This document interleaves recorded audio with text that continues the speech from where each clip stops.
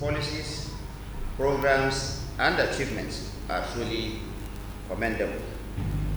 As a cornerstone of our democracy, the media continues to play a crucial role in fostering an informed and engaged citizenry.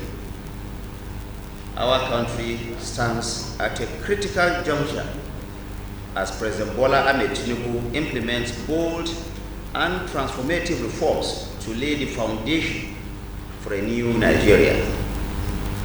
Across the world, history has shown that all meaningful reforms are never easy. They demand sacrifice, resilience, and commitment to long-term progress. The initial pains that often accompany these changes are the necessary price we all have to pay for a more stable and prosperous future. I want to sincerely appreciate Nigerians for their patience, perseverance, and unwavering belief in the President's vision. These reforms are not just well-intentioned, they are essential for the growth and development of our nation. Let me say that we have crossed the Rubicon, and the pains are gradually easing as the positive impact of these reforms are beginning to manifest. Already, we are witnessing a marked reduction in food prices, stability in the exchange rates, and a gradual decline in the cost of petroleum products, which are clear indicators that reforms are indeed yielding positive results. As we continue on this journey, I am appealing to our religious leaders to use this period of the Ramadan and Lent to offer prayers for the peace, security, and progress of our dear nation. Only last week at the annual Ramadan lecture organized by the Nigerian Television Authority, the Federal Radio Corporation of Nigeria, and the Voice of Nigeria, I emphasized the vital connection between faith, policies, and governance. A nation thrives when its leaders have a sense of divine responsibility. And I assure you that President Bola Ahmed Tinubu lives with the utmost fear of God, guided by the conviction that history will judge his administration favorably. I want to urge all our Muslim and Christian leaders, particularly during this period of Ramadan and the Lent, to continue to pray for Nigeria's success. With unity, faith, and collective effort, we will emerge stronger, more resilient, and positioned for lasting prosperity. Now, let me say that the ground rule for this engagement is that each of the ministers will have a maximum of 30 minutes to speak to you, and then the second minister will also have a maximum of 30 minutes, after which there will be another full hour of interactive engagement with members of the media.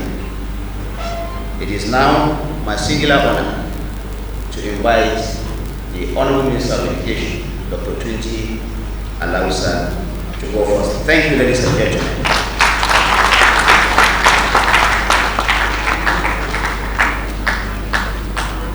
Good morning, everyone. Thank you so much, Honorable Minister of Information, Mr. Mohammed Idris, for giving us, as a Minister of Education, this opportunity to talk to Nigeria.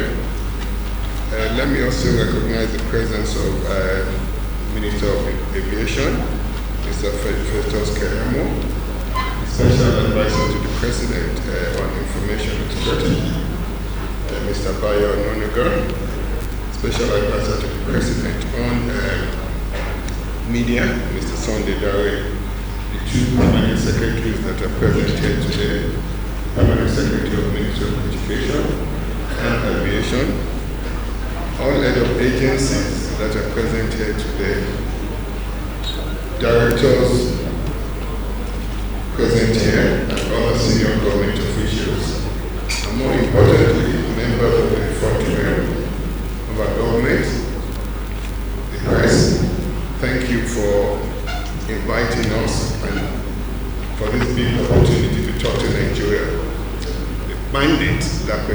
Ahmed Tinubu has given us to totally reform the education system in Nigeria. The several challenges that we met, Kenya has projection on the slides, but some of the numbers projection are good. So, I'll talk about the challenges, talk about the strategies we put in place, and a target, and the gains we've made quickly in the last several months and in the last almost 2 years that President Bola Ahmed Tinubu has took over the leadership of the country. We all know our President Bola Ahmed Tinubu, is a fervent believer and benevolent believer in human capital development. And when you talk about human capital development, what are you talking about? Education, health, and social protection. When the president was campaigning all over the country, he said, I will take difficult that. He spoke to Nigerians directly and told them, I'll be honest with you. I'll take difficult decisions. But those decisions that I will take, it's not for now, but for prosperity, for the future of your children and the future of your grandchildren. And when you have a leader make decisions like that, based on the future of your children and your grandchildren, you can be 100% assured that those are right decisions. And when you take right decisions, they will be difficult decisions. And that's what this president, President Bola Ahmed Tinubu. We're all seeing the results of those difficult decisions. The light at the end of the tunnel, we're seeing it clearly, and I can assure you the tunnel is now getting shorter and shorter. We're getting to El Dorado. You saw the Minister of Information just rolled out some of the gains that we're seeing.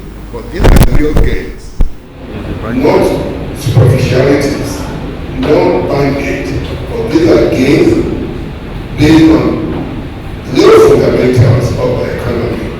Now, I'll talk about education. The several challenges that we met, but some of these numbers are now better. We have about 60 million Nigerians between the ages of 5 and 15, 45, 40. Of these 60 million Nigerians, 45 million of them are learning poor. What do I mean by learning poor? That is a child that belongs to this 45 million within the category of million people cannot read age-appropriate test at the age of 10.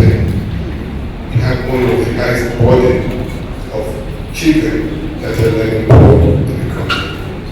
And we also have an unbearable record of having the second highest number of children that are out of school in the world. We need to know our problems so that we can improve strategies to clearly and meticulously address these problems. Of these 15 million people that are out of school, 50% of them have never been enrolled in school.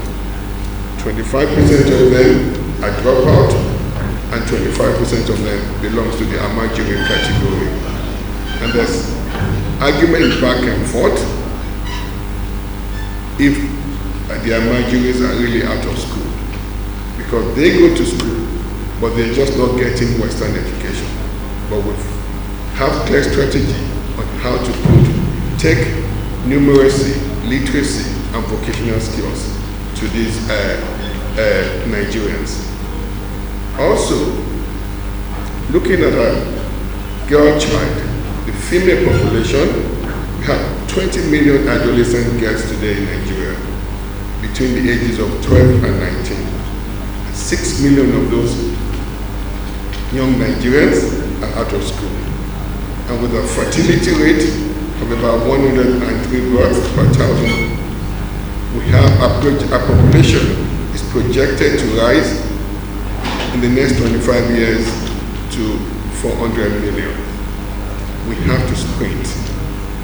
Today, we have clear strategies on how to do this, to address all these challenges that have laid before Nigerians. We've come up with clear agenda under our Nigerian sector, Nigerian Education Sector Renewal Initiative, with clear strategic goals, which is moving our nation from a resource-based economy to a knowledge-based economy. We have that capacity. Nigeria has a unique demography in the world. Very unique. Good democracy, good demography that we need to tap. We have a population of 220 million people. Of these 220 million people, 70% of that population, they're below the ages of 30 years. But vibrant, youthful population, dynamic population, eager to learn, eager to work, making changes, both in Nigeria, globally, and globally. So what do we need to do as a government is to equip them with the skills that they need. And that's what we're doing exactly at the Ministry of Education, to move our country from a resource-based economy to a knowledge-based economy. Clear strategic goal to reduce the number of out-of-school children, reduce learning poverty, increase skills and human capital development. We have a clear 3 pillars on how we're going to do this and how we're doing this. Equitable access to basic education that will give us, that include increased level of literacy, numeracy and critical thinking with skills.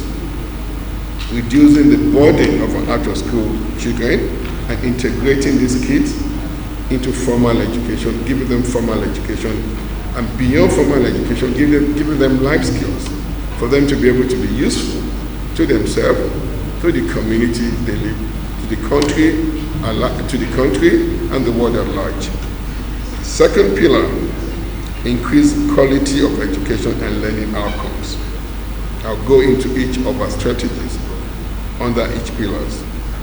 And the third pillar, strengthen governance and management in our education system.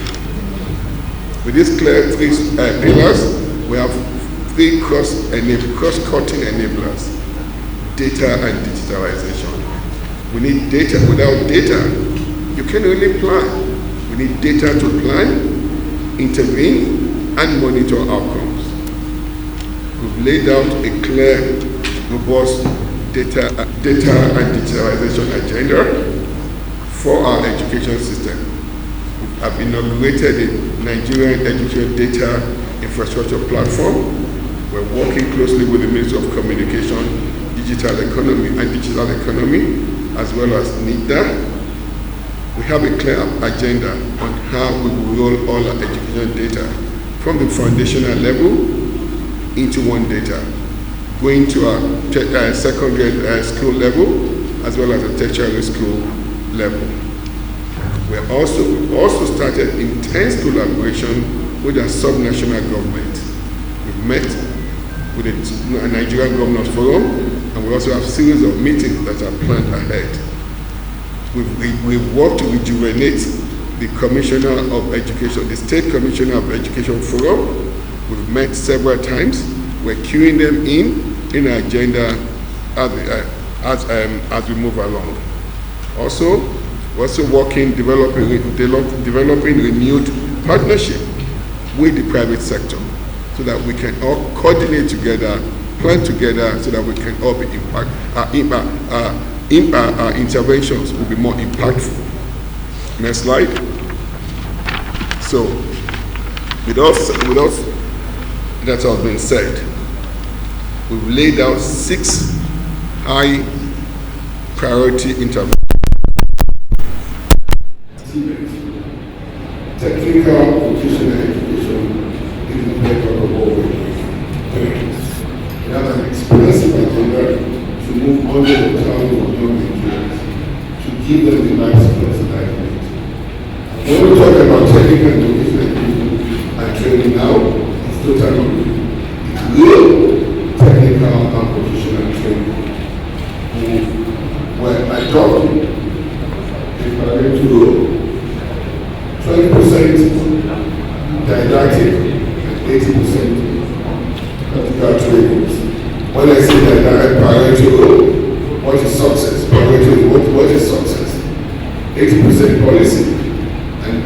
40% policy and 80% implementation. And that's how we can be successful with this expansive Tibet agenda. We have clear 4 steps on how we intend to do this. Step 1, we would incentivize our young citizens in Nigeria to go to seek technical and vocational skills. We will pay them monthly stipend, pay them accommodation to get to where they're going to get the skills. Step 2, the schools that we've identified, 3 clear areas of training. Number 1, the skilled training centers, the vocational enterprise institutes, and the state and federal technical colleges will be the 3 major areas where we will be training these children.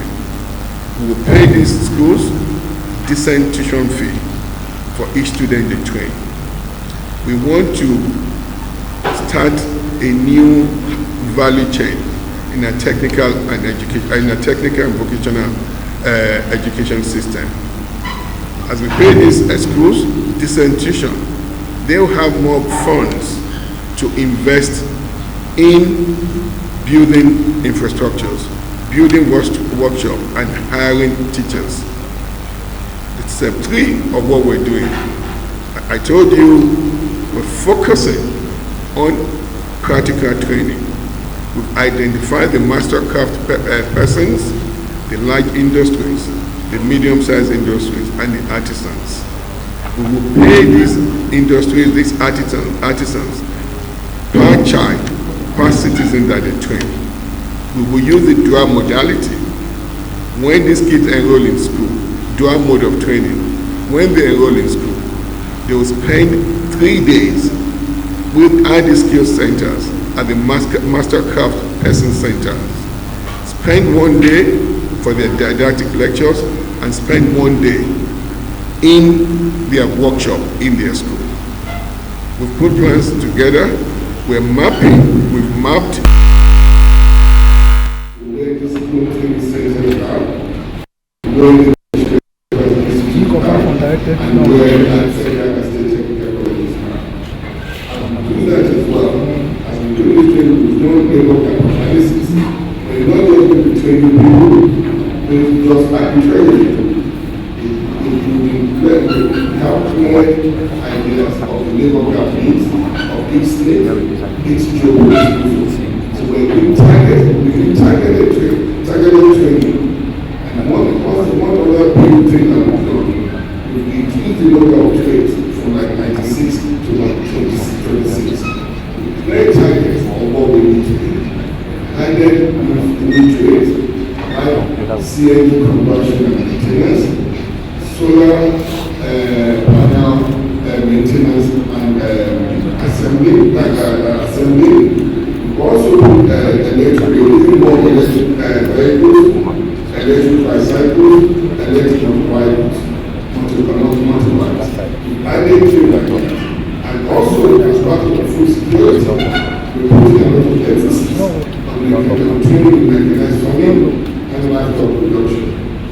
So, step 4, I've told you 3 steps. Step 1, we incentivize our citizens to seek this technical and vocational education. Build a new ecosystem in vocational schools.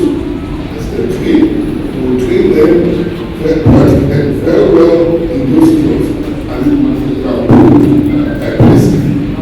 Step 4, as this kids are graduating, we also put together entrepreneurial grants for the ones that want to start their business opportunity.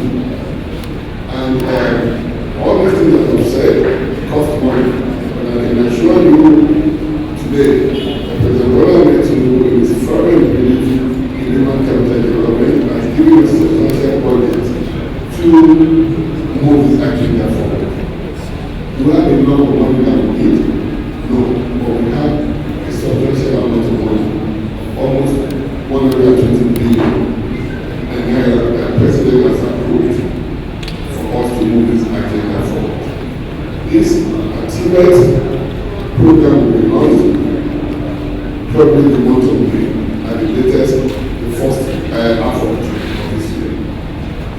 Spoken about Tibet, we also are putting a lot of renewed emphasis on STEM in two areas: science, technology, engineering, mathematics, and medical sciences. Today, our universities are training a lot of the children in life skills. So we're focusing our education in tertiary school. Focus on areas of needs. Today, we don't have a normal system. Even if you take 2 million nurses today, there's a normal market for them. Let's use our population to saturate these areas of needs. Even if we don't get job here, we'll get job abroad. Those citizens who go abroad will send money to their family. That's a huge direct source of foreign direct investment in the country, giving us well-needed forex. So we're focusing on that. And as we have a lot of these young kids outside that have been trained and courses that they can get, that their plan on how to retrofit their skills, give them new skills. As part of our Tibet agenda as well, that we embedded in our tertiary, people that graduated from our tertiary schools, institutions, all the final year students, we developed what we call DTA, Digital Training Academy, to train these kids in jobbing with skills, give them the skills that they need, that they can service industries. Here in Nigeria or anywhere in the world, they will stay in Nigeria and make the same degree. Today, based on UNESCO data, there were 615,000 vacancies in software development methodologies, about 280,000 vacancies in proactive security, that we call cyber security, about 168,000 vacancies in IT automation, another 150,000 vacancies in AI and machine learning, about 120,000 vacancies in cloud computing, about 68,000 vacancies worldwide in national language processing. If you add that together, we have almost 2 million job vacancies out there. So what we're doing with Digital Training Academy, we're working with trainers now that will offer 6 months to people, young Nigerians, to get this training. We as a government will pay for their internet services, will encourage them, we will find or pay for computer for them, or contract with CBT centers. These citizens will be trained 6 months, will pay for their certification, Cisco certification, AWS certification, the Web certification, Google certification. Once they get this international certification, they can sit there in Nigeria, apply for a job anywhere in the world, service the country in Singapore, London, Germany, India, and China, and they will get very to send them. $3,000, $4,000. That's not bad. That's a strategy that we want to use to move a lot of our young people, give them the digital skills that they need to serve the world. That will be launching also on or before June of this year. We have clear plans to address our out-of-school children. We're going to do conditional care transfer. We're working with the Humanitarian Affairs Ministry on how we're going to do this. We're trying to plan the process of how this will be done. We've gotten the NIPSI to join us as well, so that we can now have a register that is made, and at this funds over to these parents, we know exactly we're paying the right to. We have a plan on our out-of-school children.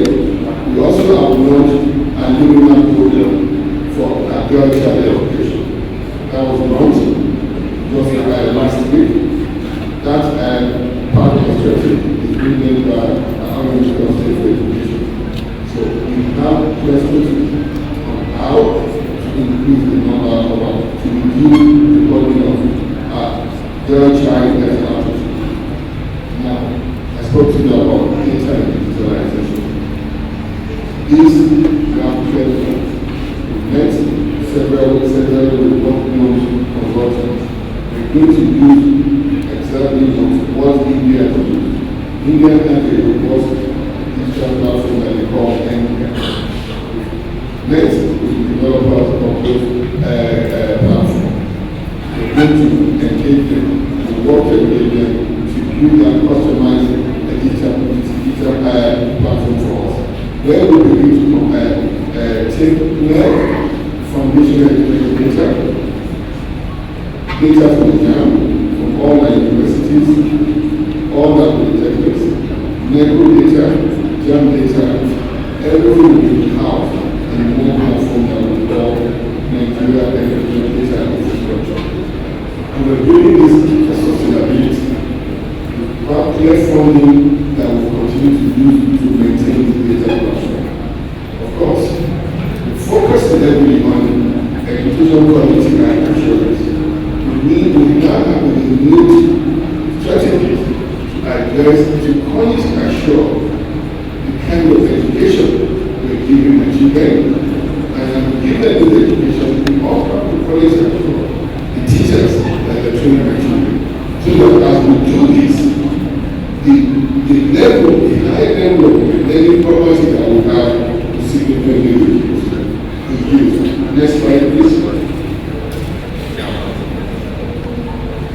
So, what are the performance targets? I spoke earlier on the TBET. Now, plan to between now and 2027 to give 650,000. That's actually conservative estimate. Nigeria's new digital, technical, professional skills, as well as digital skills. That there will be skills that they will use to start working and start making incomes.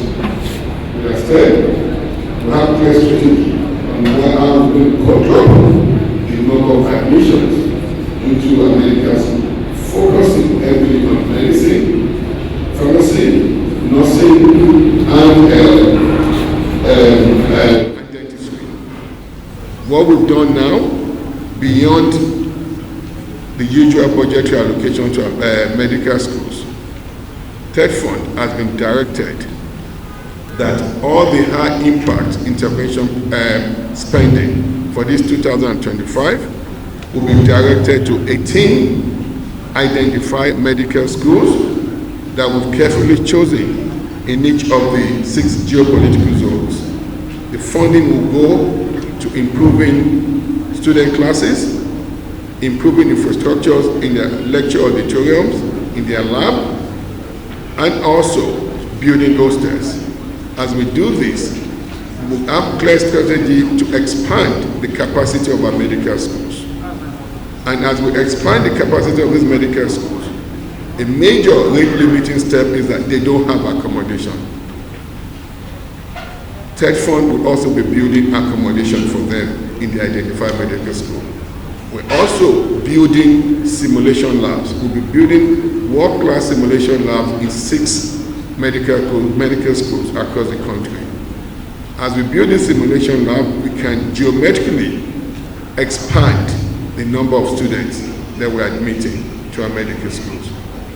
With regard to nursing, we would exceed our quadrupling of admission in the next 2 years. We're engaging our National Board for Technical Education, setting up a lot of monotechnics across the country, focusing on nursing and community health. With regards to our out-of-school children, we have targets of moving 10 million citizens, Nigerians, from the street to school. We have clear strategy on how we're going to do that. Today, we're lucky we now have an agency, National Commission for Marriages and After-School Commission. That's been the law was clearly designed, not just to make policy, but also to operate. So we're moving more resources to this agency. And also we're collaborating more with our other agencies that are the agencies that have anything to do with out of school.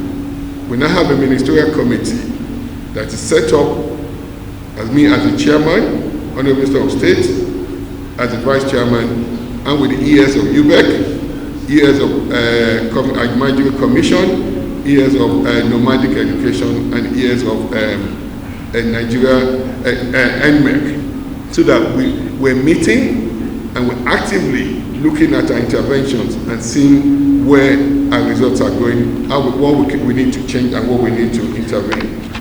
I thought I was given 30 minutes. I don't think I've used up to that. But then, so next slide, please. Next slide. So with regard to our girls' child education, we have planned to move to educate additional 1 million girl child in the country. I've spoken about data and digitalization. I've spoken about quality assurance. Now, in the last 18 to 24 months, what have we achieved? Our achievements are there. Let me see the next slide. We have a TEL fund program, a student loan program is working well. Please, the member request, please tell students it's easy. It takes less than 1 minute to start the application. It's online. Today, we have we've invested 43 billion in a loan program. Real beneficiary of this student loan programs. We've embarked on aggressive institutional reform for UBEC. There's a big part of UBEC, this matching grant, this 50% matching grant, that is preventing a lot of us subnational government from accessing these grants. We're working to reform and to make changes to that act, so that we can free up this investment for our subnational government, so that they can direct more funding in coordination with them to a foundational level. You've heard about the 18-year minimum age policy for education that we reversed. For the first time, we now have an anti-bullying policy in our education system and for the country. We have the Hope Education, the Human Opportunities for Prosperity and Equity, a World Bank loan that we're moving quickly to get approved. It will be approved. It's going to the World Bank Council by the end of this month, and once that gets approved, we'll move it to a Federal Executive Council, and then we can begin to direct this funding to our foundational education level. And the way the Hope loan has been designed, it's been designed as a pay for performance. It will be directed at the subnational government, but it will be based on indicators, clearly marked out quality indicators, delivery-linked indicators. We're engaging our citizens more. Also, the National Library that has been abandoned for the last 2 decades. Mr. President has given marching order for us to start the construction of the library. Not just orders, the President has also given some money, about 40 billion, for us to resume construction of the library. And we also we're working with the National Sport Commission in a renewed sport. Sport is part of education. For the first time now, we're collaborating with the National Sport Council with a Nuga game, Naisiga game, and the Nipoka game. We're collaborating together more intensively.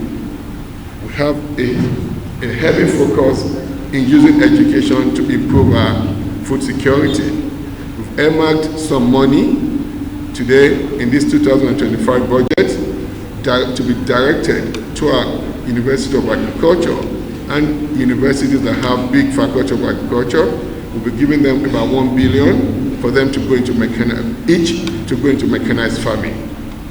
Also, with student mobility, Mr. President has kindly approved the purchase of electric vehicles, electric buses for some of our universities.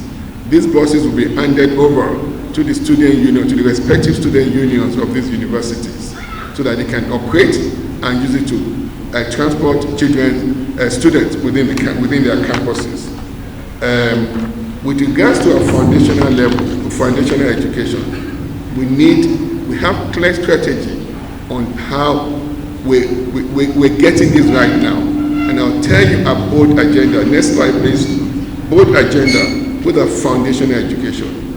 With regards to infrastructures, between now and 2027, we will innovate 185,000 classrooms across the nation. We will install 28,000 toilets, 23,000 boroughs across all the schools in the country. We will construct about 7,000 new classrooms, and as we do this, with our learning and teaching and learning materials, we plan to mobilize almost 103 million textbooks. And let me tell you, we're also going to move away from this paper textbook.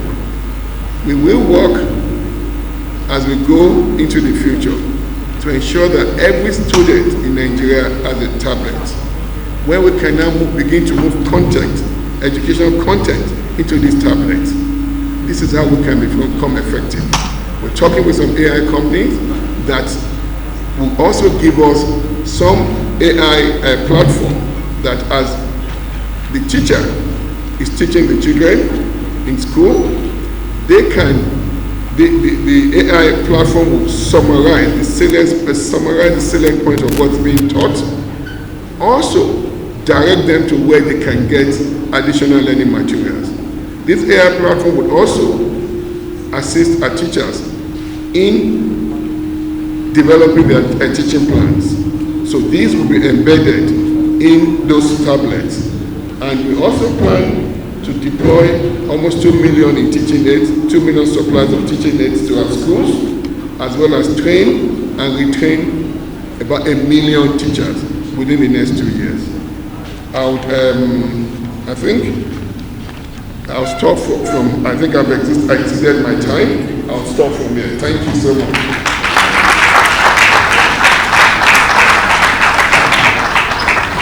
I believe we will make the applause a bit louder. Thank you very much. Without wasting any much time, we'll take the next presentation, after which we'll take the question and answer session. Permit me at this time to invite to the podium the Honorable Minister of Aviation and Aerospace Development, Mr. Festus Kia Essing. Please put your hands together.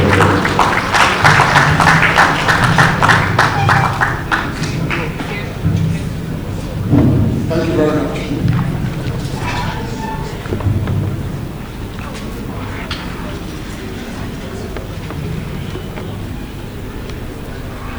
My brother, Dr. Tunji Alausa, has eaten into my time. So let me try and engage in some time management here. Before we started, I was to go first. He then appealed that he should go first because education is more important than aviation. So I told my, you are clapping. I told my permanent secretary to immediately put him on the no-fly list. Let us see how he will fly from one school to the other. Thank you so much, gentlemen, and please permit me to adopt the protocols that were established earlier today because I want to manage my time. Now, the first question I asked when we wanted to do this series was that, do we repeat all that we had achieved? And we said last year, I think we were here last year, June or July, or do we continue from where we stopped? And I said, well, let me continue from where we stopped so that we won't be repeating ourselves. At that time, when we were here last time, we said so many things were in the pipeline, if you remember. And the government of President Bola Ahmed Tinubu is a government that does not keep things in the pipeline for too long. Those things that were in the pipeline last year, they have become fully blown now, full-blown achievements. And so we will no longer be talking of so many pipelines here today. Those are full-blown achievements. So we will start, if you look at our presentation, the first 10 or so pages, we'll skip them, because those are the things we had said last year we had achieved. So we don't want to just use those ones as achievements now to cover up on our achievements. No, we have achieved so much more after then, and we are going to start talking about those full-blown achievements. So you will skip some of those pages. We have talked about all of this. Let me start from sometime in July last year. At that time, we said we are at the cusp of achieving a couple of things, and let me start talking, reeling out those things we had achieved. Through the diplomatic efforts led by the president himself, we had mended our relationship with the UAE. I'm sure you all know, it's not secret, it's open secret, that our relationship with the UAE was very bad, very damaged at the time this government came into office. And one of the effects of that damaged relationship was the suspension of flights, the Emirates flights between both countries. We are at the cusp of bringing them back at that time in July. So we are happy to report that we continued those diplomatic shuttles. We entered into a new BASA agreement with the UAE, bilateral service agreement. We negotiated back and forth, and we succeeded in opening that route again to Nigeria. So Emirates is back. They started October 1 last year. But that is not all. That is not all. In bringing them back and signing a new BASA agreement, we ensured that we took care of our local airlines and the interests of our local airlines. So we negotiated a couple of things with them. We said, look, can you enter into code sharing agreements with some of our local airlines in order to develop these local airlines too? Because the truth of the matter is that sometimes when you bring some of these international airlines, yes, you are happy about that, but then you also bring them in direct competition with local airlines who do not also have, which do not have the capacity to compete with them on some of these routes. So the best way and the most clever thing to do is to ensure that they could share with them in order to also lift their capacity. So we are happy to report that today that in bringing them back, Emirates did not only come back, but they have also entered into a code sharing agreement with one of our local operators, Airpeace. Today, very soon, that code sharing agreement will take off. And so you may be able very soon to, for example, buy a ticket from Calabar to Dubai directly. And so Airpeace will lift you from Calabar, bring you to Lagos, and then you board the Emirates proper. You go to one ticket, just one ticket. You go to Dubai, and when you come back, they drop you in Lagos. Airpeace picks you again to Calabar, one ticket. That is code sharing agreement. So we have ensured that we entered in we brokered that deal on behalf of our local airlines, and more of such code sharing agreements will follow with many other local airlines, with other international airlines. We are in the process of negotiating some of this on their behalf.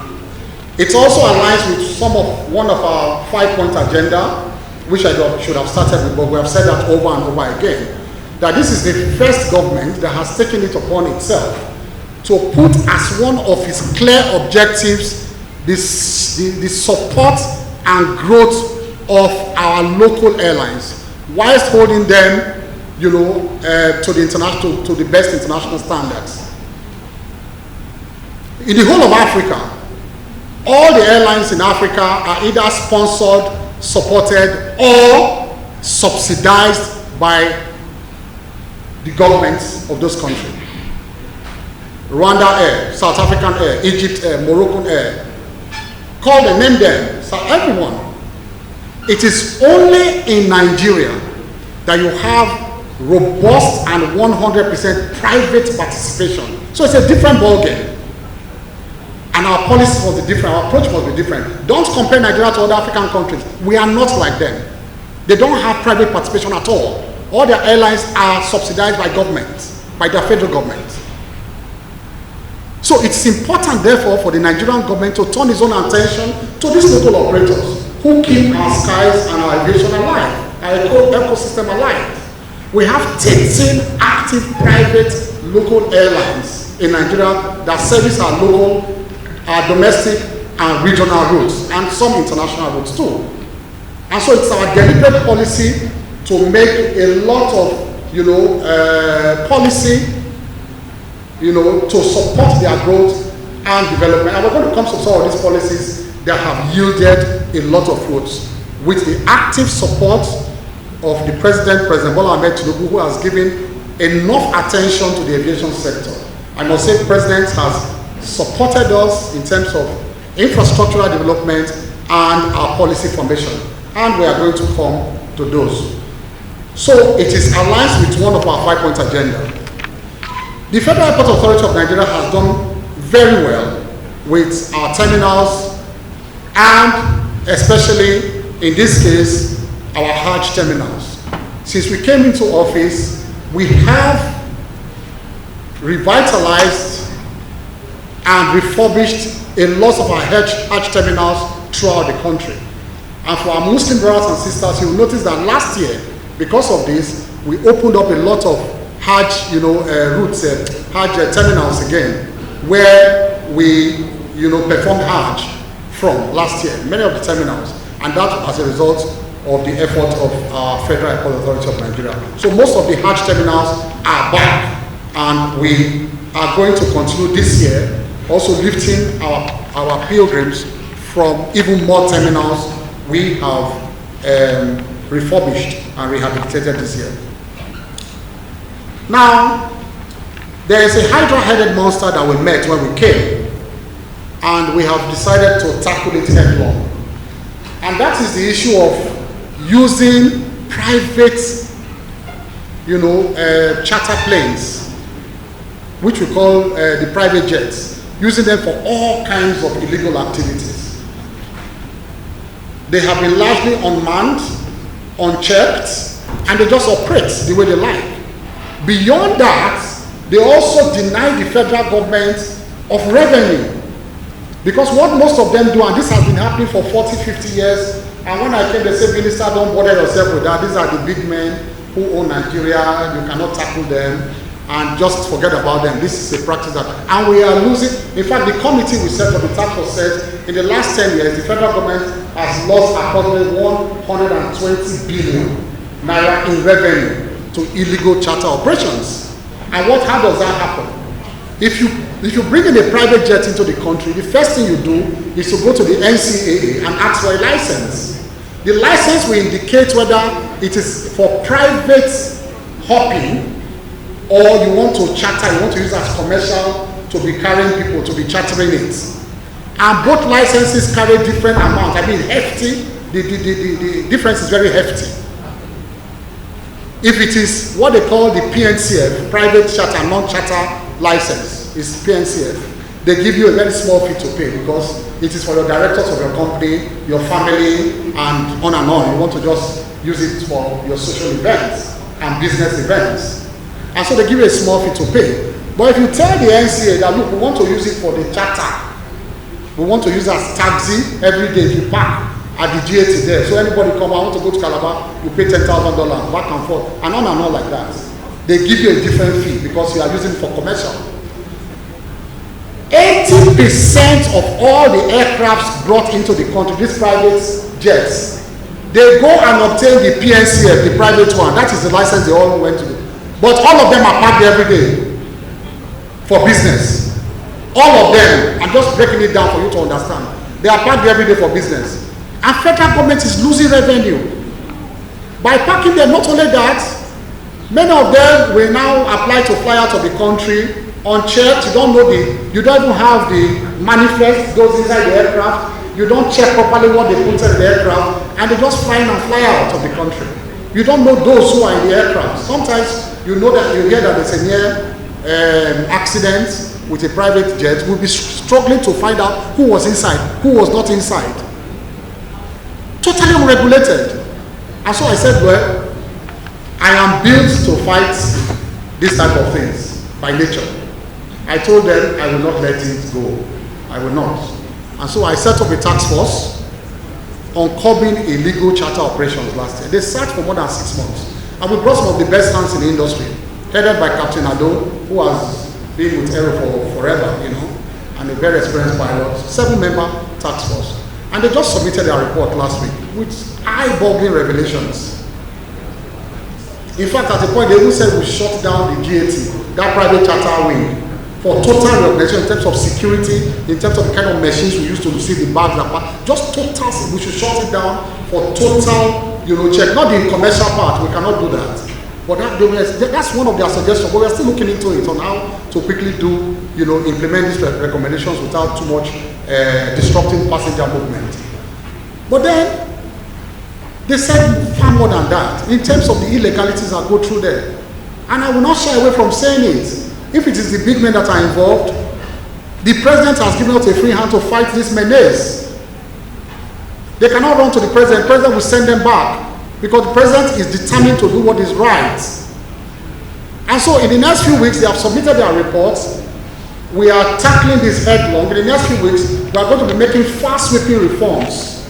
We are going to roll out fast-sweeping, you know, far-reaching measures to curb this based on the reports that have been submitted to us, and we are going to tackle it headlong.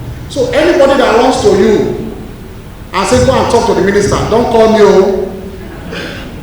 Me and you will quarrel. If you are my friend, don't call me, because we are determined to tackle this. Now, when we came, we also met the African Aviation and Aerospace University at the cusp of takeoff. There was no admission yet, no takeoff. But let me happily report to you that the university has fully taken off. I'm one of the best in Africa, one of the best of such in Africa, where people can even come from outside the country to take courses here, a full-blown university on aviation and aerospace. And we are offered so many courses now. In fact, I'm still going to apply to the president very soon that he should allow me to be reading them while I'm working. Because it's just there near the airport there. So I can become a professor and a doctor, doctorate degree while I'm yes. And my directors will be the one to teach me. Let me see how they will fail me. Let me see how they will fail me. So we have offered full-blown, it's a full-blown university. They have taken off, and we encourage, you know, a number of, we encourage applicants to apply. In fact, we have too much applications now that we cannot contend with. And the permanent site has taken off. Actually, we took off with part of the building of the NSIB, Nigeria Safety Investigation Bureau. But the permanent site is almost complete now, just by the airport there. So it's a full-blown university. Another happy news we got since last time we were here was that in faraway South Africa, the Airport Council International, they call it the ACI, they hold their normal annual conference, and of course they looked at airports across the world and see the improvements in airports across the world. And we are happy to report that we were awarded, our 2 airports were awarded outstanding dedication to emergency management and resilience, and that is the Abuja and the Port Harcourt Airport won outright the ACI Award, Airport International Council, for our dedication to safety, emergency management. We are ready for emergency in those 2 airports, and they look at how you are ready, your fire service, your ground staff, and all that. How ready are you to respond to emergencies? And we were rated #1 in Africa in terms of our emergency management and resilience. That also dovetails into the next achievement in the form of the fact that the Federal Airport Authority have been able to cover more than 130 gaps. You know, there are so many boxes you tick when you are looking at an airport and how to certify an airport. Okay, so more than 130, so many things you tick. And between the last time and this time, we ticked more than 130 boxes, and that was carried out by the NCAA. The NCAA actually is the regulator. They supervise other agencies in the aviation sector and see how they are meeting up with international standards. We're happy to report that Abuja and Lagos International Airports also achieved what they call the recertification. And in recertifying it, they closed more than 130 gaps, Abuja and Lagos airports. And so there's a lot of improvement in terms of safety and security in those airports. And those are our two major international gateways, including Kano also. Since the last time we were here, we also had to visit Boeing on their invitation, on the invitation of Boeing. Boeing invited Nigeria because they carried out a study in Africa and they said the next big thing in Africa is Nigeria. Here's an official study by Boeing. The next destination of business in Nigeria in terms of its potential to expand more than where it is now is actually Nigeria. So Boeing actually invited us. We didn't go and even hustle to be there. They said, please come and visit us in the US. We have a couple of things to discuss with you. So we were in Boeing, and one of the outcome of that visit was an MOU that we signed with Boeing. The MOU covers a lot of areas of cooperation, some of which have taken off already. Aircraft acquisition, safety practices, and other critical aspects of the aviation industry. We signed an MOU with them. And since then, we just didn't sign an MOU, an unworkable MOU. The pipeline has actually matured, and most of these things have started to yield fruits. Since that MOU, Boeing has been here. It's a very long, set of things we plan to do with them, including an MRO. Eventually, they plan to establish a full-blown MRO in Nigeria, maintenance, repair, and overhaul facility. Now they have taken off. Last year, they were here to train most of the pilots in some of the private airlines. And that's why I said it's one of the policies we have adopted. It's not for the benefit of government itself, but for the benefit of the ecosystem and the private operators, which we have deliberately decided to support. They were here to give them technical support free of charge.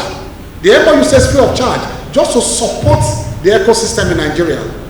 They've trained a lot of their people, technical pilots, their engineers. They brought their personnel here on their own bill, and we remained here for so many weeks and did this training for us.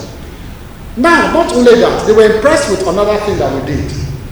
Last year, if you remember, we said we were about to sign the practice direction of the Cape Town Convention. It was in the pipeline last year. We had not signed, and we had not seen the effect of that signing. But I'm happy to report to you that after our last briefing here, the Vice President of Nigeria actually superintended over the signing himself, as approved by Mr. President, as the head of the Council on Ease of Doing Business, PBEC, the Presidential Initiative on Doing Business, Enabling Council. The Chief Justice of Nigeria actually directed the Federal High Court to look into our concerns about the inability of Nigeria to fully comply with the terms of the Cape Town Convention. We met that on the ground. It has been there for more than 17 years. Nothing was done. And that convention, I've explained over and over, you all know, has to do with a country's capacity and integrity in hiring aircrafts, in leasing aircrafts, and releasing those aircrafts when there's a default. Because these are very expensive equipment they take across the world. And they want to make sure that each jurisdiction conforms with the Cape Town Convention so that the ease of leasing and retrieving these aircraft will be harmonized all over the world. So Nigeria was not in that committee of nations that were deemed to be compliant with that. And what was the effect on that? Because this is not just all grammar. The effect was that our local operators have been going out to lease aircraft on very expensive terms.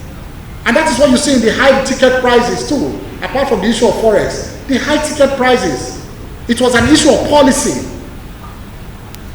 What it takes to lease one aircraft under the wet lease, what they call the ACMI. They come with aircraft insurance crew. That's what ACMI, aircraft crew insurance and everything. They come as one package. You are not allowed to take your internal crew, your own insurance and everything. And those are very expensive, wet leases. It is 3 times more than what you used to take. You get a dry lease if your country is fully compliant with the terms of the Cape Town Convention. They will see your country as safe enough.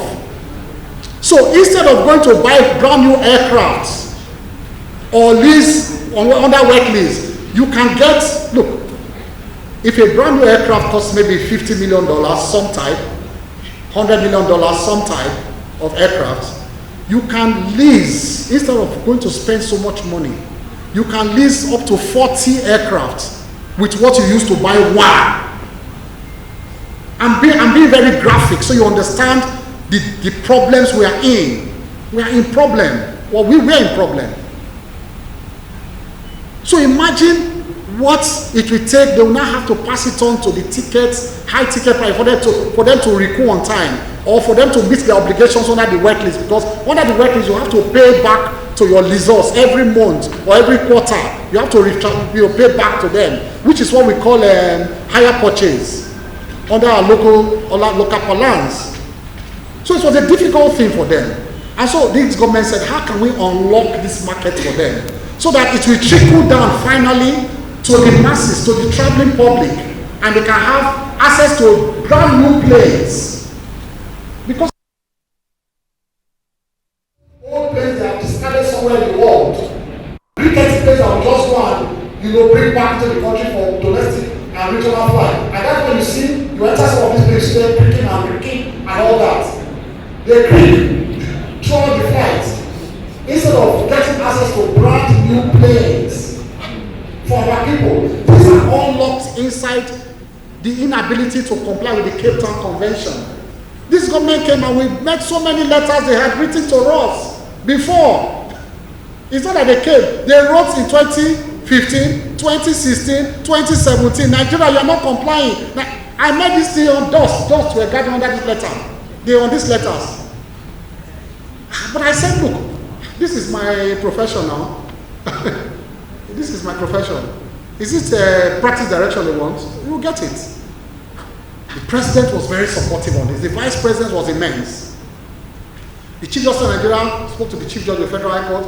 The chief judge, the attorney general of the Federation actually followed me to the Supreme Court on several occasions. We went to meet the justice of the Supreme Court to explain this to them. And I give kudos to the attorney general of the Federation who actually worked hard on this with me. And then we also went to the chief judge of the Federal High Court who empaneled a set of judges. Since the last time we were here, headed by Justice Binta Yako, she was the head of, and she worked very hard on that. And then we came out with a practice direction. And then the chief judge of the Federal High Court signed it in presence of the vice president of Nigeria, one of the PBEC meetings. The moment that happened, it sent a signal across the world. It wasn't difficult. They were monitoring us. They were looking at us. In 24 hours, our score went up from 49% to 70.5%. And they published it. The Aviation Working Group in both London and New York. It was a notice. It was a notice to the world that Nigeria is now ready for business. We didn't stop at that. There's what they call the IDERA, the administrative rules. We went from there in less than 1 month. We also now made sure we adjusted the administrative rule called the IDERA to comply also. Because sometimes you don't need to go to court. The practice direction is for those who prefer to go to court to try and get their aircraft back. But IDERA, you don't need to go to court. You apply to the NCA. Another 5 days, the NCA will grant you a license to take your aircraft away. So we adjusted that also. The moment we adjusted that, in less than 24 hours, we went up from 70.5 to 75.5. The next day also. So Nigeria right now, ladies and gentlemen, we have the highest score in the whole of Africa in terms of the ease of doing business and the leasing of aircraft. Nigeria is number 1 in Africa. Nigeria is number 1. You have to bring me back here again, because you are saying 5 minutes. Because aviation is busting with so many achievements. So we had to go up. We are #1 in Africa. Now, we also went beyond that. We went policy, like I said, it's policy. We go from the big to the small in the aviation industry. We looked at the caterers and we said, many of them have been complaining. They are not making too much business. And so many international aircrafts are coming to Nigeria to lift our people. I said, how can you be making business? You cannot be making business when everybody is coming here. Almost all the international airlines are coming here to lift our passengers. And their Nigerians are lifting. So we said, no, this is Ojoro. This is Ojoro. We said, we won't accept it. When you come here, we made a clear policy. As from this year, you will patronize our local caterers in your outbound flights. You come with your food, we accept that. But when flying back, we have enough caterers, sky caterers on ground. We are not saying it's Amalao. We are not saying, even if it's continental you want, they can make it. If it's Chinese rice, they can make it. It's not the one you are flying back in Nigeria will give you one thing. You won't know what you are eating. Now, like, at times the person will say, Mr. Man, what do you want? If you want to be Pepere or Barara, you will just tell me Barara. You will not know what you are saying to drink. Let them tell us, you want your own rice or fried rice, have you? Or a hair, or tuwo. You know exactly what you are asking for. Not whether you want Pepere or Barara. And you just say one. So it's a policy. And so we are monitoring their compliance level. Delta has complied. I think Qatar has complied. A couple of airlines have complied, and we are monitoring compliance. Some have asked for a bit more time to make to enter into contracts with our local caterers. And I said, I will not sign your summer schedule because somebody say, how will clear more cost? It's very simple. Every 3 months or 4 months, you must bring your schedule, whether we have BASA or not. Whether we have BASA or not is irrelevant. You must bring your schedule for the minister to approve. They call it winter schedule, summer schedule, and all that. I told them, if you bring your summer schedule, which is due in April, all your summer schedules, I will ask before I approve your flights, where is your contract with a local caterer?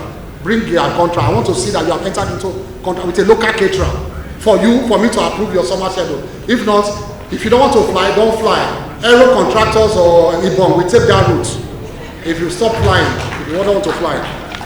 We have also upgraded the Muhammad Buhari Airport in Borno State, in Maiduguri, to a full-blown international airport. The Northeast have long been cheated. You have international airports in all the other zones. Why not Northeast? Northeast had not one international airport.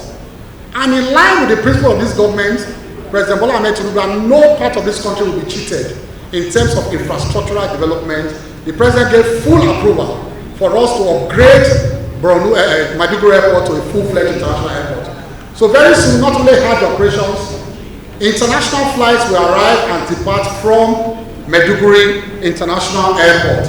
In fact, it's even funny that most of the airlines coming from the Far East and Asia, they actually fly over Borno to come to Lagos and come to Abuja to land before they can discharge passengers. We have also opened up a couple of other routes. We are back to the Milan route. The Milan route has been opened now.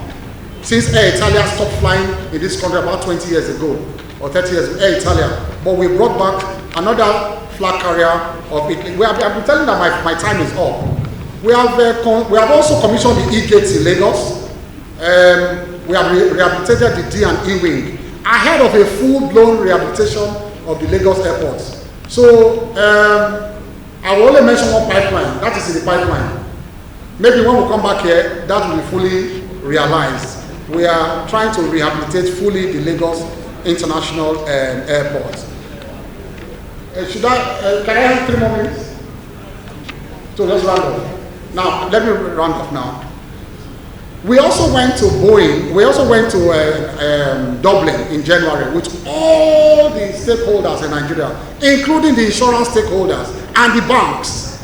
It was a wonderful international exhibition for Nigeria, and it was facilitated by Boeing. It's what they call the Airline Economic Growth Frontier Conference in Dublin. Now, this is a conference that is held every year where all the financiers, global financiers and resorts, they come together in one place and they trade, they do business. So everybody comes together, those who want to lease, those who want to negotiate. It's a yearly event in the aviation industry globally. But for the first time, Nigeria was officially invited, all the players in Nigeria, because they now felt we were serious enough for them to discuss with us. So we went to Dublin, and I can tell you that we were the signature of all eyes in Dublin when we were there in Dublin. Most of our local operators, as I speak with you, they came out with so many deals, and watch out before the end of this year. I'll be back here before the end of this year to give you the good news. They are now taking Nigeria serious, that we are ready for business. We are now fully compliant with Cape Town Convention, and almost the biggest resorts in the world, they began to enter into so many MOUs with our local operators, and we hope that will come to fruition very soon. The last thing I'll mention before I sit down is one more policy initiative. We are pushing it further. We are in the process of pushing the Fly Nigeria Act to the National Assembly. There's a Fly American Act. I think there's a Fly India Act too. Most big countries in the world, they have their acts on Fly the Country Act. What does it say? That for all official trips funded by governments, you must first patronize local airlines that fly that route first. If it's only when the local airline does not fly that route, you patronize an international airline. It's going to be a law. We don't know how the National Assembly is going to see it, but it's a policy push from us. It's called the Fly Nigeria Act, and the draft is almost ready to further boost business within the country. The $1 trillion economy the president is after, aviation must contribute its own quota to the $1 trillion economy. So the Fly Nigeria Act is almost ready. We'll take it to FED, we'll add it to FED, we'll take it to the National Assembly to ensure that all local airlines are first patronized on international routes before international airlines. Thank you, and God bless you. Please, can we make it possible louder for the Honorable Minister? Thank you very much. I was brief. Honorable Minister, I was given an incredible task of timing the Honorable Minister at the risk of not flying in Nigeria again. I just have to follow directives. Please, once again, a round of applause for the Honorable Minister of Aviation. Without wasting any much time, we'll move to the question and answer section. We know the house rules. You raise your hand, you identify your name, the media organization you report for, and straight to the question. So can we just, by the show of hands, one, the gentleman on the shining car. There's a hand I'm seeing there, two, the man from front, and then three. We'll take this first range and then we'll come for the second. The gentleman. Your name, media organization, and your question straight.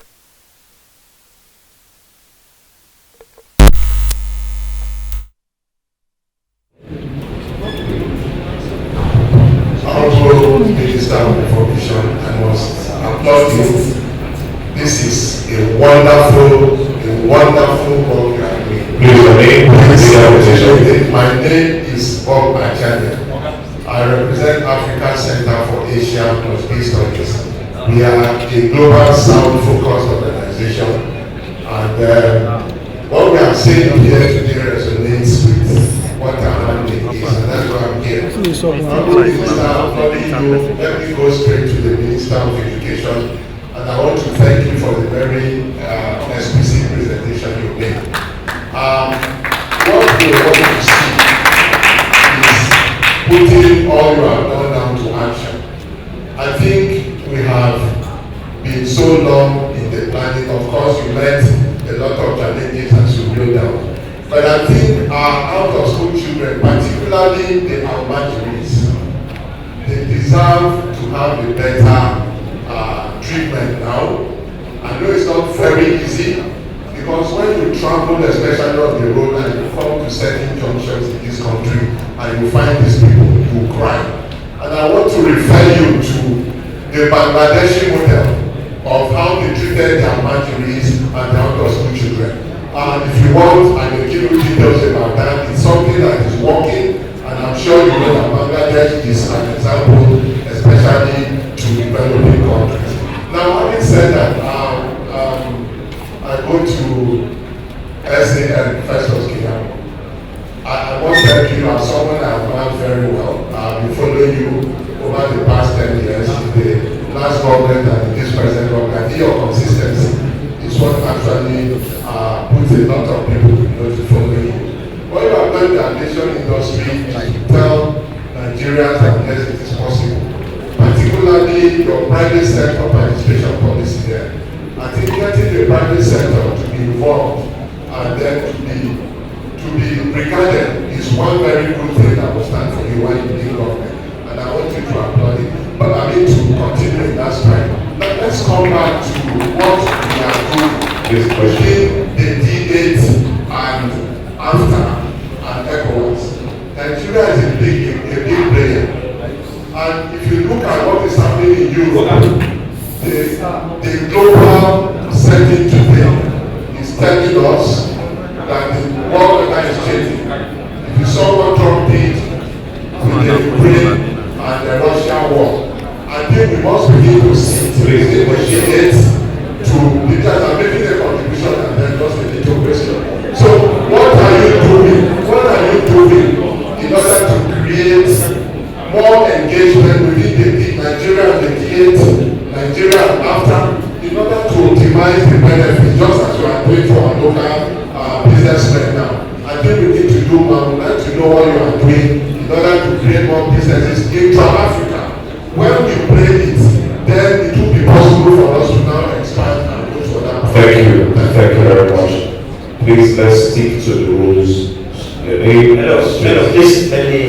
I please appeal to gentlemen of the media to let's have one house. Let me survive. We'll be out of this place in another half an hour at most. Please let's observe some silence so that we can take maximum benefit of this session. Thank you. Thank you, sir. Number two. Okay, my name is Nathan. I write for the Punch. I have 2 or 3 questions for ministers. The first one is to the Education Minister. Of late, there have been conversion of several polytechnics to universities, and stakeholders are worried because they felt Nigeria actually needs more polytechnics and technical vocational institutions. I'd like to know your take on this. The second question is for the Aviation Minister. Nigerians are complaining about the high cost of international flight tickets. What are you doing to address this? Secondly, the committee set up on the Naval Charter. One of the recommendations is the closure of the GAT terminal. I'd like to know what is the alternative? Are you planning and what is the implication of this? Will Nigeria lose more money, or are there any way to go get around it? Thank you. Thank you. And the third person. Honorable Minister of Education. Good afternoon, sir. My name is Yakin Akwani. I work with the Cable Online newspaper. Since the approach of Chibok school girls, schools in Nigeria, public and private, have become soft targets for terrorists. Then the federal government initiated the safe school initiative. Honorable Minister, what is the status of the initiative? And also, you talked about we not seeing Almajiri students, pupils, as not being out of school. I recollect that the former president will build constructed some Almajiri schools. What's the status of these schools? All right, thank you. Honorable Ministers, you wish to respond to these questions. Thank you. 3 questions. With regards to the Almajiri that you said, I'll take question 1 and question 3 together because they're linked. What we're doing differently with the Almajiri now, we've had programs before that just brought the numeracy and literacy to these schools. We're having vocational education education to the schools to the emergency. We've done a clear mapping of these emergencies, and we also included the Sharia school and the Quranic, other Quranic schools. We've now laid out clear DLIs, delivery indicators, that we will be using to grant to these malams, to these teachers of these emergency schools. And we're linking those grants to the extent in which the lectures bring in numeracy, literacy, and vocational skills. And with the vocational skills, we're talking about new skills. They know skills that they can learn quickly: organizing, plumbing, electrician. So what's happened that these kids in school, they recite the Quran. After that, they go probably walk on the street. Two things are causing that. The balance that are teaching them, they need financial support. By the time when government start giving this financial support, those kids will not go out. And it's also linked to what's causing the migration. If you look at the graduates, we've done that mapping, clear mapping. Over 90% of those kids are coming from the rural areas.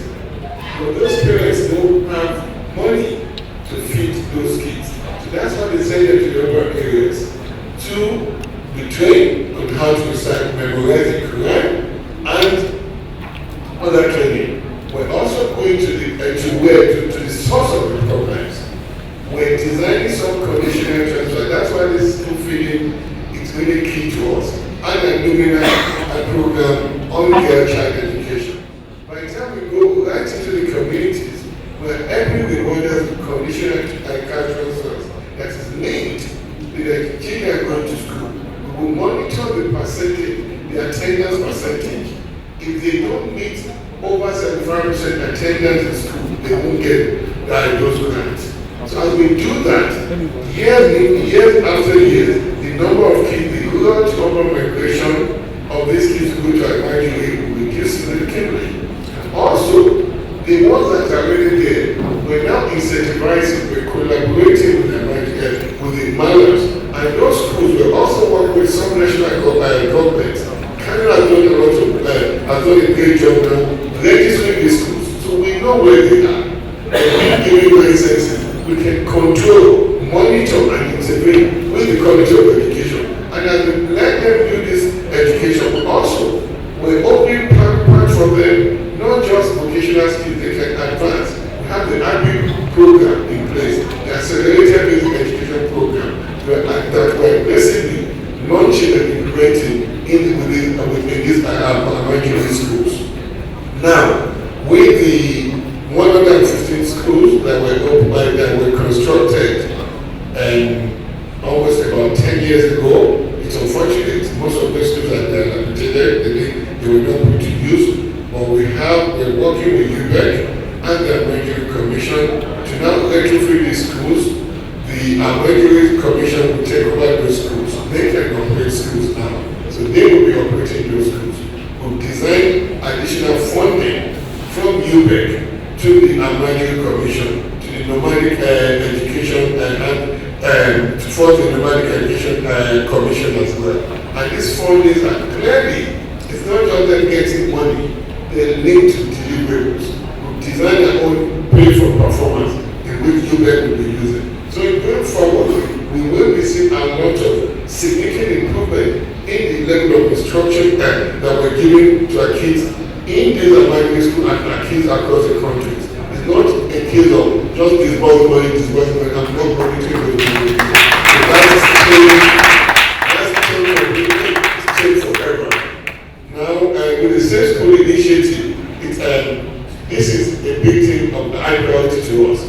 And fingers crossed, and my hands on fingers, see the level of kidnapping has significantly reduced. We're collaborating with the NSA office, but with the Safe School Initiative, we have a control, a command center, and the civil defense area. I won't name the exact place it is, that we could all our schools are meant to be linked to this center, so that they have rapid response team that will go just in case there's a program. And we have dedicated funding line to support our Safe School Initiative. with conversion of polytechnics to universities, it's just not that's not, let me clarify things. Those the polytechnics that are being converted to universities, they're not the conventional universities. They're going to be the University of Technical and Professional Training. I know we're going Tech, and there's something about Cardinal Polytechnic being going to the National Assembly now. But what we're doing quickly to stop the floodgates is to go and amend the heart of the National Board for Technical Education, where these polytechnics will not be able to do dual mode. The dual mode polytechnics will not be able to give BTech, Bachelor of Technology. So once that heart is amended, students will go in with an ND program. Once they finish the ND program, they go ahead to do Bachelor of Technology. So we're moving quickly because we don't want this floodgate to open up conversion of our polytechnics to the universities. These polytechnics are clearly designed to focus on graduating students with technical and vocational skills. And we don't want to lose that focus. In fact, we need it more than ever in our country today. So the polytechnic will be converted, will be given dual certificate going forward. And we're moving closely, we work with the National Assembly to get this done very soon. Thank you. Thank you.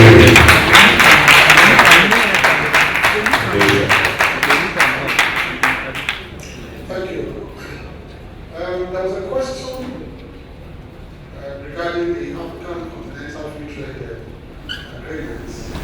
And the question was that what are we doing to ensure that we make our local airlines benefit from these agreements, or to look at and actualize this agreement. Now, there is what we call the single African air transport market, SATAM, we call it SATAM, in the aviation ecosystem.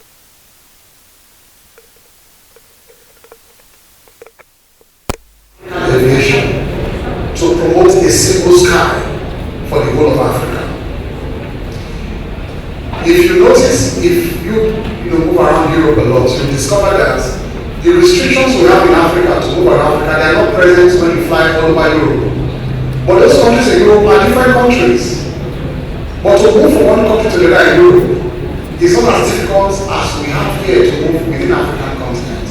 For us in Africa, we are still putting stumbling blocks on our own way in respect of free movement within Africa. And so we have adopted a policy in the aviation sector in Africa, championed by the African Civil Aviation Commission called AFCAC, to promote what we call the single African air transport market, whereby we are determined to remove all the restrictions within Africa in terms of movement and connectivity. So we tend to be our own enemies in Africa, the government of Africa, that are still putting something on. Most of them have not come to the party yet. Nigeria is a full signatory to this, to SATAM, and not only that, we have produced back to back the secretary of that commission, a very bright lady who is the Secretary General of that commission, who heads up the bureaucratic part of that commission. And the last time you saw me in Congo, I went to support her re-election. Nigeria supported her election and she got re-elected. So Nigeria in a way is a champion of that. We just want other countries to come to the party. Because there is no way you can promote free trade within Africa without aviation. Aviation is even the driver of that initiative of the African Continental Free Trade Agreement. Movement within Africa cannot be by land. Movement within Africa cannot be by sea. The only movement you can promote in Africa of goods and services to promote trade is by air. Until you make air transport, the connectivity better, until you make it free, almost free to move around, it cannot take on that agreement, cannot take on. So I agree with you that we have a lot to do to promote the African Continental Free Trade Agreement using the aviation as a platform to do that. But Nigeria is doing its own part, and we will continue to do it. The last few conferences we have gone to, what I asked them is that why are the foreign affairs ministers not here, and the aviation and the immigration and the internal affairs ministers not here? Because aviation ministers cannot do it alone. It's a complex combination of aviation, foreign affairs, and internal affairs that can make that happen. But right now, Saturn is only being promoted by the aviation ministers. And so it's one of my recommendations to them in our last 3 or 4 meetings that you have to bring on board the aviation, the internal affairs ministers, and the foreign affairs ministers to that body for us to promote this. There was another question on the high cost of tickets. We talked about that earlier, but let's go beyond that. It's one of those things we did not, I didn't have the time to talk about. Now we have domestic tickets and we have international tickets. I talked about domestic tickets and the fact that we don't have access to lease aircraft at very cheap cost. We only go for the very expensive option of leasing aircraft or buying aircraft. We are addressing that. We are going to see the results very soon with the Cape Town Convention and the Dublin Conference we went to. The deals are coming in, so we'll see the results there. But the international ones, one of the major reasons they used to give is that their monies were trapped in Nigeria. There was a time when we came to office. There were airlines that had 3-year backlog, not just 1 year, not 2 years, 3-year backlog of funds trapped in Nigeria.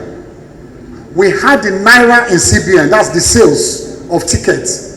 So let me explain how this happens. When their agents sell tickets to you in Naira, those Nairas are evacuated and dropped in the CBN. CBN will now get the dollar equivalent and repatriate. That is how it is done, so that the tickets will be sold in Naira. So all of these tickets were sold in Naira for 3 years plus, 4 years, but the CBN had no liquidity.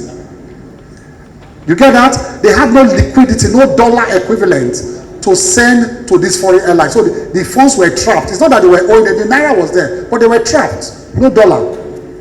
Because of the deft policies of this government on removal of subsidy and floating of the Naira, liquidity to rise. And that's why I said earlier when I was thanking the president for the unusual attention he's paying to aviation. One of the first things the president did when liquidity began to rise, CBN, the first thing was declaring of the backlog of the trapped funds for aviation. $893 million, almost $1 billion, was cleared of trapped funds. And so we called international airlines. What they used to do was they said, look, well, they said, you know, if you want to buy international tickets, you will see business class, Z grade, J, different grade, but it's all the same. One will be, in fact, one can be 2 million naira cheaper than the other. Those ones, they open it for countries that they know that once they sell the ticket, they can get their money immediately. But they now opened only the high fare for Nigerian passengers since the last 3-4 years. They said because they were taking into account inflationary rates of the money that will be trapped. They don't know when they will get the money back. So they were building on top of it even profit, inflationary rates. That by the time they want to get the money back, the Naira may have collapsed. The dollar may have. So instead of selling a ticket for 2 million or 3 million Naira, they will sell it for 7 million. Whereas Ghana will sell it for that price. You say, Ghana is cheaper than Nigeria. It was an issue of policy. President Bola Ahmed Tinubu, being very, very smart on this, he cleared that first. And so we called them and said, look, it was recently we called them. You have been enjoying this high price because Nigerians were paying. So by the time we cleared this thing, they were still enjoying the high fares. We said, no, you cannot continue to enjoy it. We have cleared the backlog. So you cannot continue to open up the high tickets only to Nigerian passengers. Please, let's go. So that discussion is going on now. NCA is championing that. And I think they held a panel with them recently on that, with 1 or 2 other factors in terms of our high taxation Our airports, they said, is the highest in Africa, their taxes. So this man sitting out here, Nama, this woman sitting out here, fine, we are looking at them to see what we can do about it, because it's not my call. We have to talk to the Minister of Finance to do that. So we don't look at the Aviation Minister alone. I'm not in charge of revenue. I have no right to say I will reduce revenue. What they do will kill me. It's the Minister of Finance. The money is not my money. So I have no right to say in the aviation sector, we are cutting down this revenue, cutting that revenue. These were things we met on the ground. So it's good I just say it out. The taxes imposed in our airports and navigation, they said it's one of the highest in Africa. And the airlines coming here, they build that one in too, because they have to pay. And that trickles down to the passengers. So it's a holistic problem we are looking at. And we are going to come to that. But I just want to be honest and frank about that, as to why that build-up is there. So we'll tackle that, but one major one has been tackled, which is the clearing of the backlog of funds. The issue of the closure of gate, it's a recommendation so far. Like I said, we may not go that far, but we will roll out measures to curb illegal charter of private jets and the activities they engage in. We will roll out. And when we roll them out, please, nobody should complain. If you are a big man, thank God I'm on air. So we are going to run jingle. This is the beginning of the jingle. This jingle I'm running now, I'm talking now. It's the first jingle. Don't go to the airport to take a private jet if you know, without first of all seeing the manifest of those jets that are licensed to carry passengers. If anything happens to you, we will not be responsible. The second one is that the tower will not clear you to fly unless the pilot files in a manifest of those people on that aircraft, whether you're a big man or not. Whether you're a big man or not, tower will not clear you to take off. That's just, I'm just giving you expo. Is expo? We are rolling out many, but these are some of the expo. They will not. They will ground the aircraft until you file a flight plan with the passengers in that aircraft and their ID card. They must. Why will you, poor people or normal people, you want to board commercial? They'll say, where is your ID card compared to your ticket? ID card compared. Are the big men better than us? Me and you.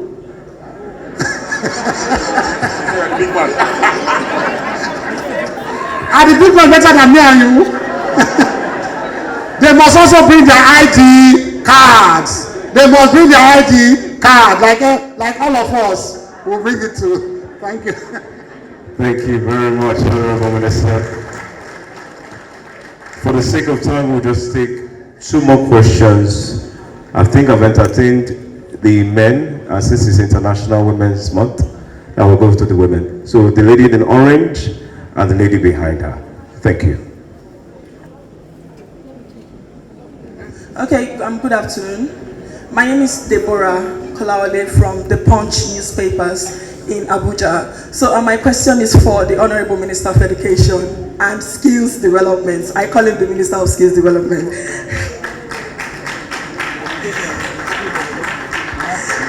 Okay, so the first question is about the establishment of new universities and other tertiary institutions. So oftentimes in the past, whenever new institutions are established, some of them face challenges of not, accessing their takeoff grants on time. Then, sir, I also want to ask, are there plans to, ensure that there is an increase in the education tax that goes into TED Fund, so that TED Fund is not overburdened as a result of the establishment of these new universities and other institutions? Then my second question, sir, you spoke a lot on, the training of teachers. I know that UBEC, NSEC, and even the TRC and has been doing a lot when it comes to the training of teachers. But in those days, I recall that individuals who end up as teachers go through teachers training colleges.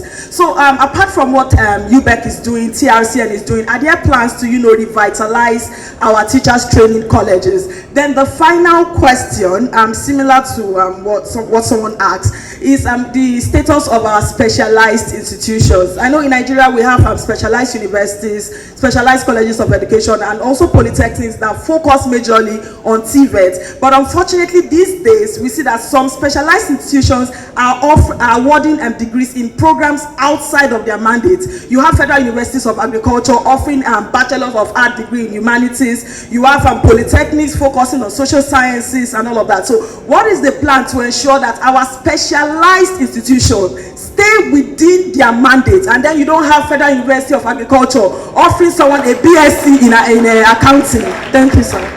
Thank you. The lady behind her. Thank you. Good afternoon, honorable ministers. My name is Comfort Olayinka. I report for a quad blog. My question goes to the Minister of Aviation. So I want to ask what you're doing to address the delays by our local airlines. And we understand that there are what's it called? We understand that there are policies put in place to address them, but everything has continued the way it was. So what are you doing to address this issue? Thank you. All right, that will be all for this. Thank you. Minister? Thank you, Deborah.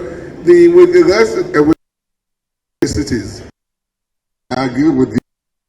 You've said we have universities called level. Use this opportunity to talk to our legislators, members of the National Assembly. Please, we need to stop this floodgate. There's so much pressure on the president.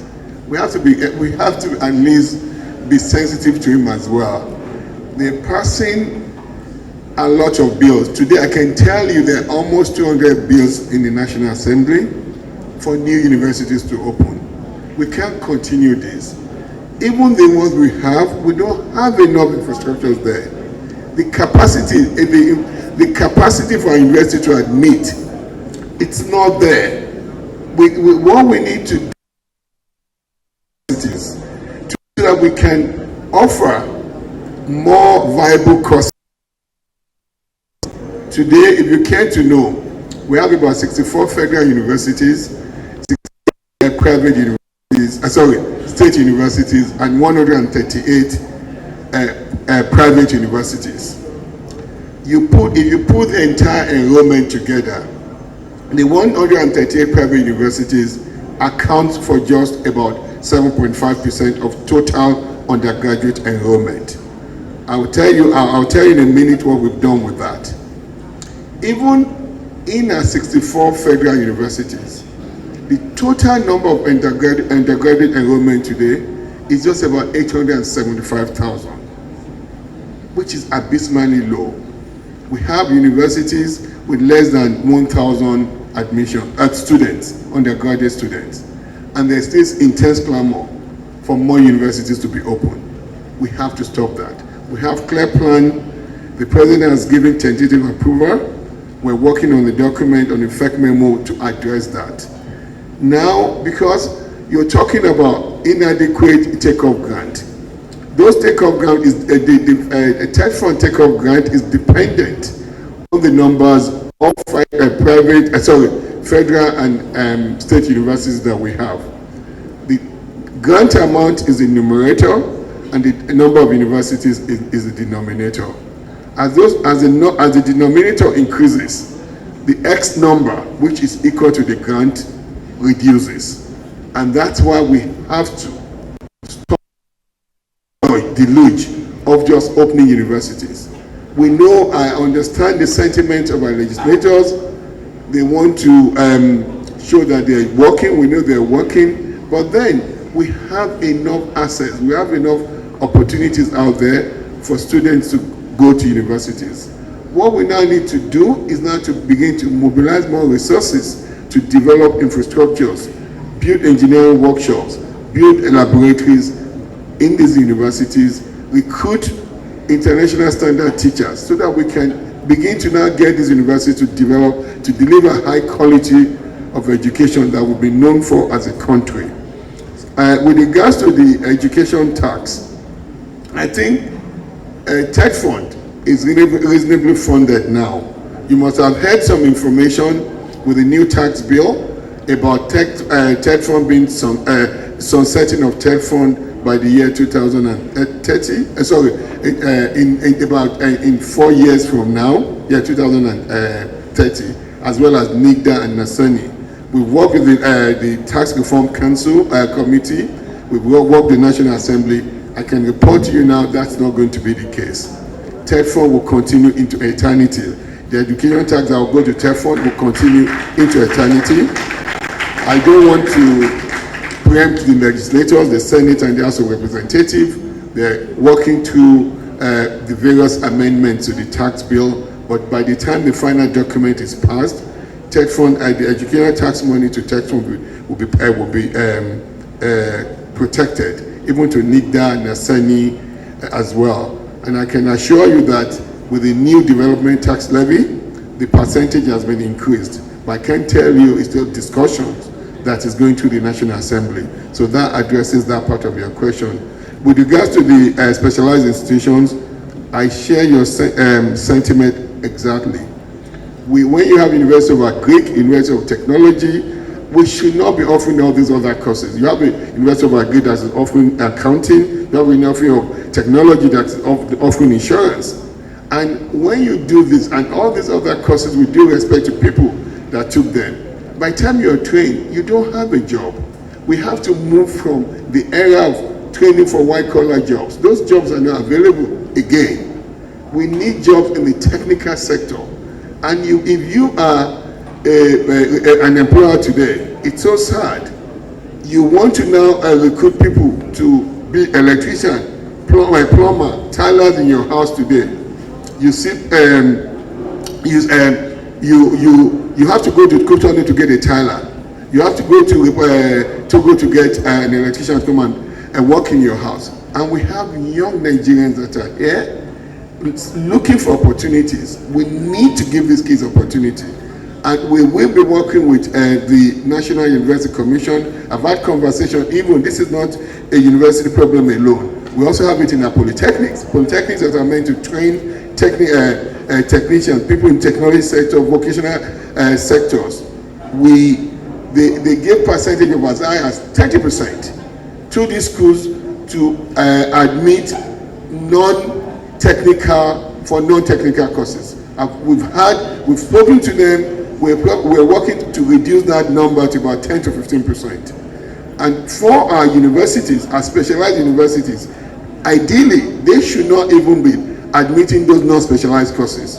I know Nigerians want to go there. Nigerians want those courses, but we will make those available in our other conventional universities. And as we do this, I also talked to you about the President Bola Ahmed Tinubu strategy, agenda to meet President Bola Ahmed Tinubu mandate to move to reduce the burden of our out-of-school children. You heard my presentation. We have a clear plan on how to move 10 million children out of school back into school. And as we do this, we also have to create opportunities for them in a tertiary education as well. So we have clear plan on that. With the teacher retraining that you spoke about, yes, you're correct. How do we revitalize a teacher's training? Now, the curriculum for teachers training has been revised within the context of the National College of Education and a Federal University of for a specialized University of Federal University of Education. The National Council and the National Commission for College of Education has worked so hard to revise those curriculum, to focus a lot on pedagogy and all the teaching skills that these teachers need to know. We're also using a lot of technology to retrain these teachers. So there's no need going back to revitalizing the old teachers training college. We're far ahead of that. We have in the National Council of Education, the basic requirement to be a teacher is to have a National Certificate of Education degree. And we've infused a significant improvement in their curriculum to train them well. We have teaching labs that's been built in colleges of education so that these students can have real education, real training in the way they teach, in the way on how they teach as citizens going forward. And we also have the Teacher Registration Council. We're making that being revitalized as well as part of DLIs that we're building in UBEC, delivery linked indicators that we're building in our UBEC formula. School will now be mandated to have teachers that have Teachers Registration Council, so that we now have registered teachers that we know the government can vouch for, that they've been well trained to be teachers. They have the skills to adequately train our children. Thank you.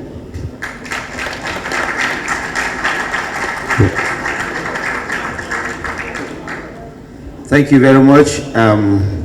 We've been here in the last 2 hours. The network channels will soon cut us off. The agreements we have with them is for 2 hours, and we started at 11 on the dot. We want to thank NTA, we want to thank FRCN, Channels Television, AIT, Arise, TVC, and which other one? All the other ones doing live streaming. Even though we paid for it, but we still have to thank you for connecting.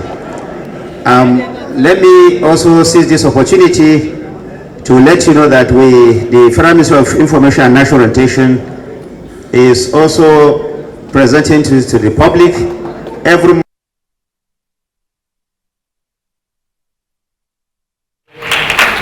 This is also on the social media. It is on Facebook and all the social media platforms every month. So if you want to get accurate, correct information about government programs and activities, please grab a copy of this or go to the social media platforms and you will have it. Let me sincerely thank the Honorable Minister of Education, Dr. Alausa, for those revealing discussions. The Honorable Minister of Aviation, always nice talking to the media. And the Permanent Secretary, the Special Advisor to the President, Mr. Bayo and Mr. Sunday Dari, and the Permanent Secretaries here, the heads of agencies. Thank you, all of you, for coming. Keep a date with us again. We'll continue to inform you. We'll continue to bring ministers here to have conversations with you so that there will be no room for rumor again. Thank you very much, and God bless. All right, thank you. May we please rise as we take the national anthem.